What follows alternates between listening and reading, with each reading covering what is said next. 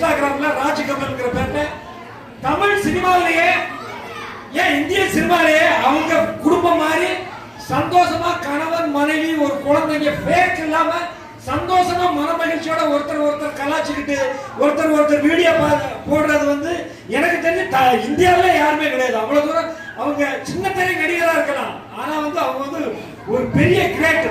டவுட்டா இருந்தா இப்ப போற வழியிலே நீங்க ராஜ்கமல் போட்டு ஐடியை செக் பண்ணி பாருங்க.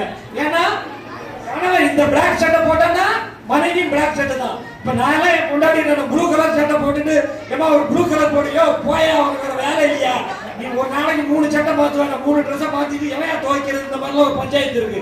ஆனா அவங்க குடும்பத்தை பொறுத்த வரைக்கும் ஒரே குடும்பத்துல எல்லாருமே ஒரே ட்ரெஸ்ஸை போட்டு ஒரே வீடியோவை சந்தோஷமா போடுவாங்க. திருப்பதிக்கு போறாங்கன்னா நான் திருப்பதிக்கு போயிட்டு ரத்த வாங்கிட்டு அப்படி பேசாம போகாம நான் திருப்பதி போயிருக்கிறேன், ரொம்ப சந்தோஷம், உங்க எல்லாருக்கும் சேர்ந்து வேண்டிக்கிறேன், நீங்க எல்லாருமே நல்லா இருக்கணுங்கிறதுக்காக நான் பெருமாள்கிட்ட வேண்டிக்கிறேன்னு யார் சொல்லுவா?